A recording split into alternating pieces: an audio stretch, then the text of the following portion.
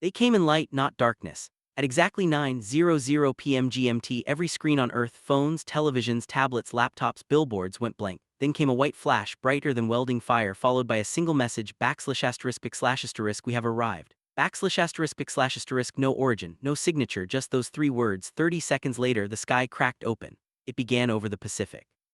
A thin seam of black, like an ink stroke against the stars, split the atmosphere, thunder without sound. Clouds spiraled away from it as if pushed by invisible hands. Out of that seam fell the first of them, shards of metallic glass, thousands of them glowing at their edges, slicing downward like weapons. They struck the ocean with no splash, no sound, no wave. Satellites captured the footage, one frame at a time, each shard embedding itself deep beneath the sea's surface. In the next hour, 12 more tiers opened across the skies above other oceans and continents. Africa, North America, Asia, Europe, every region claimed its own rupture. Each one expelled the same alien shards, each one met by silence from those who watched in horror from below. For the first 6 hours, no one knew what was happening. Then came the signal, not broadcast, not transmitted, but felt. It entered the minds of billions all at once, a vibration behind the eyes, a whisper with no sound. A pressure in the blood. The language was alien, but the meaning was clear. *****, your age is ending. This world is not yours to keep.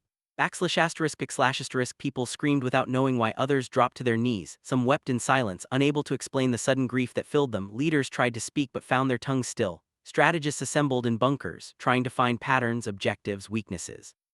The problem was, they hadn't seen the enemy yet, not truly, they had only seen the arrival. The true invasion began in the dark. Beneath the sea the shards bloomed. They weren't weapons, they were seeds. Each one grew, unfolding into massive coral-like structures of black metal and shifting crystal. They pulsed with light, then extended upward like trees breaching the surface.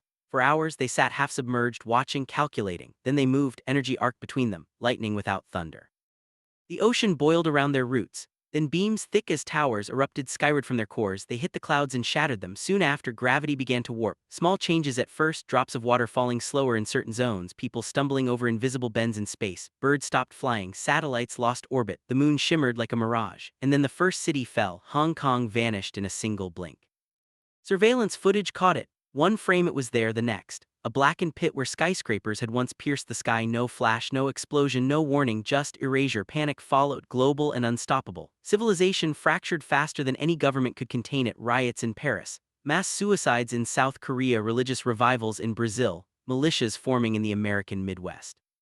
The United Nations activated its emergency charter. But it was already too late. Nation-states were no longer in control of their people. Then, for the first time, one of the aliens appeared, not as a monster descending from the sky, but as a shape conjured into a field in rural Finland. It was 30 feet tall, floating, semi-transparent, shaped like a spiral of moving glass and light. It didn't speak, yet all who looked upon it heard the same phrase inside their skulls. *****, this is reclamation, you are echoes, the source will be restored. *****, a team of soldiers approached with caution, weapons aimed, sensors ready. The being didn't flinch. When the first shot was fired, the bullet froze in midair. 16 soldiers turned to salt statues before they hit the ground. The spiral vanished, leaving only silence. In the hours that followed, similar shapes appeared across the globe. Each different, each floating, each repeating a new phrase. *****, prepare for cleansing. Your artifacts will not remain. *****, temples, monuments, data centers, libraries, places of cultural importance, began to collapse without physical impact, as though history itself was being erased. City by city, continent by continent, the invasion did not destroy infrastructure, it unmade meaning. It turned memories to static, dissolved books to dust, wiped hard drives clean not with code, but by removing the concept asterisk of information. Entire languages disappeared from human minds, people forgot their names. For a brief moment the world seemed to stop. Those who survived the first phase huddled in hidden places, caves, bunkers, ruins. Some believed it was the end. Others that it was punishment. A few believed something deeper, that Earth was never meant to be ours. Among them was Dr. Amira Tavik, an astrophysicist from the Tel Aviv Deep Sky Array. She discovered the frequencies hidden in the aliens' pulses.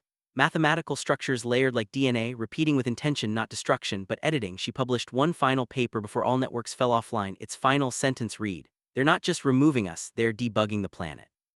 By day 6, only one major city remained untouched. Reykjavik, Iceland's power grid remained active. Its skis held no rifts, no seeds had fallen there, the aliens had avoided it entirely. A coalition of surviving scientists, refugees, and thinkers gathered there, calling it the last beacon. They developed a theory. Perhaps the aliens had left it as a test site. Preserved control sample. They began transmitting, not messages of resistance, but understanding. They beamed music, art, poetry, emotional data encoded into light waves. For the first time the invaders stopped, their constructs paused, a silence swept across the world. Then the spiral shapes returned, this time in Reykjavik, hovering in orbit above the city. The beings pulsed once, twice, then whispered, ******, you remember why it mattered, ******, the countdown stopped. The editing ceased, the towers retracted, the sky stitched shut. People emerged from bunkers blinking in disbelief. The world was not restored, but it was spared. The aliens did not explain. Their ships rose back into the black seams from which they came, and then they were gone. Only one message remained, burned into every reflective surface on Earth, *****, you were not the first to forget. You will not be the last, *****, and beneath that, a new line appeared every time the sun rose, ****, you have 300 years to become worth remembering.